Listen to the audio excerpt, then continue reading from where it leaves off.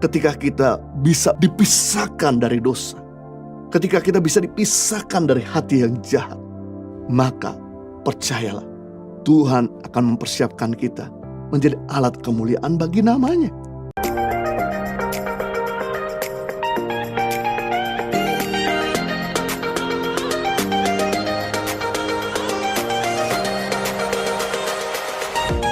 Yang ketiga, manfaat hidup kudus. Tuhan akan pakai dengan cara yang ajaib orang yang hidup kudus. Kudus dalam bahasa Ibrani atau dalam bahasa asli artinya kados, yang arti adalah to set apart, dipisahkan, dikhususkan. Biasanya semua barang yang dipisahkan punya nilai yang sangat tinggi dibandingkan barang yang tidak dipisahkan. Kalau barang obralan atau murahan tidak pernah dipisahkan, malah ditumpuk jadi satu. Siapa saja bisa pegang-pegang barang itu. Tapi kalau barang itu berharga, pasti akan dipisahkan, bahkan dikunci di dalam lemari. Seperti perhiasan, jam tangan atau tas branded, itu tidak boleh sembarangan orang pegang. Bahkan kalau mau pegang pun harus pakai sarung tangan. Walaupun demikian, orang tetap mau membelinya, dan mereka akan memakai barang tersebut bukan di tempat sembarangan, tapi tempat terhormat. Membuktikan bahwa barang yang dipisahkan jauh lebih mulia daripada barang yang tidak dipisahkan. Sama seperti seorang atlet yang dipisahkan untuk mewakili bangsanya, maka hidupnya, makanannya, tidurnya tidak bisa sembarangan. Sudah diatur begitu rupa supaya mereka bisa membanggakan bangsanya. Sekalipun mungkin teman-teman yang enjoy pergi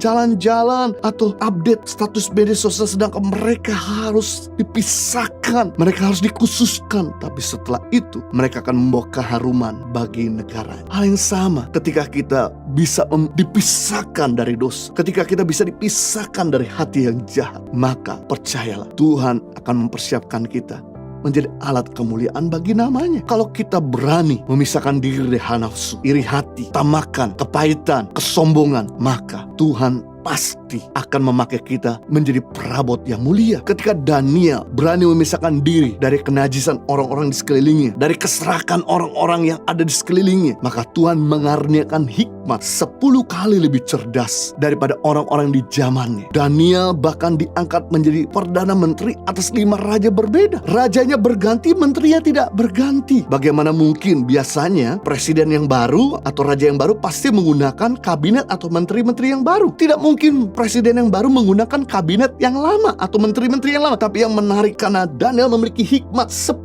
kali lebih cerdas daripada orang-orang di zamannya, maka yang terjadi, Daniel tetap jadi menteri, tetap menjadi pendamping raja. Walaupun rajanya diganti, tapi Daniel tidak diganti. Membuktikan orang yang terpisah dari kenajisan, dari kejahatan, dia dikaruniakan Tuhan hikmat, bahkan menduduki posisi penting lebih daripada yang lain. Padahal Daniel itu tawanan perang, dia tidak disukai oleh sekelilingnya. Membuktikan sekalipun orang jahat sama kita, tapi kalau Tuhan itu sudah memakai, gak bisa ada yang menghalangi. Berlian ketika dia jatuh di lumpur, dia tidak akan pernah mengurangi cahayanya atau kemurniaannya. Berlian, dia tidak akan kecewa dan panik ketika dia jatuh ke dalam lumpur. Dia akan tetap bercahaya. Karena berlian tahu nanti akan ada orang melihatnya, mengambilnya, serta menempati di tempat terhormat. Kita boleh berada di dunia yang kotor, tapi kita nggak boleh sampai mengurangkan kemurnian,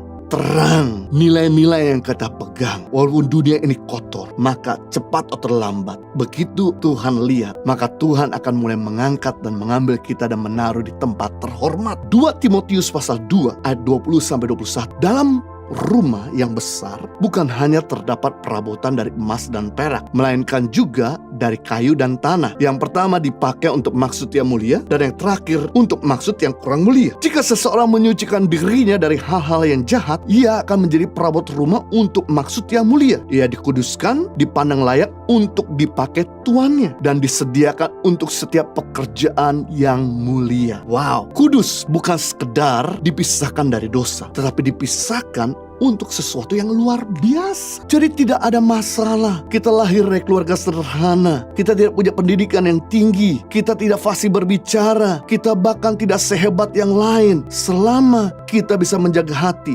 hidup kudus, hidup murni, memisahkan diri dari kejahatan, maka kita tidak akan dipakai menjadi perabot yang biasa. Kita akan dipakai menjadi perabot yang mulia. Jadi jangan minder, tapi pisahkan dirimu dari yang jahat. Jangan down kalau Anda itu gak seperti yang lain, tapi khususkan dirimu untuk hal-hal yang mulia. Maka Tuhan akan pakai Anda secara luar biasa. Istri saya Henny Kristianus adalah seorang yang menjaga nilai dan integritas. Beliau tidak kompromi dengan suapan, korupsi, ataupun dosa. Dan dia juga bukan orang yang suka tampil dan bukan orang yang dikenal. Bahkan dia juga bukan seorang pengkhotbah. Dia hanya cuma seorang wanita yang menolong masyarakat di pedalaman. Tidak banyak orang yang tahu, tapi karena nilai yang dia pegang dan integritas yang dia hidupi, akhirnya dia menuai kepercayaan demi kepercayaan. Dan Tuhan mengangkat dia sampai saat ini. Kalau Tuhan sudah mengangkat, tidak ada seorang pun dapat merendahkan. Kalau Tuhan sudah buka pintu, tidak ada seorang pun dapat membendungnya. Saya percaya kalau seorang Henny Kristianus yang masih hijau, tidak dikenal, tidak suka tampil, tidak fasih bicara, tidak punya pengalaman dalam pelayanan,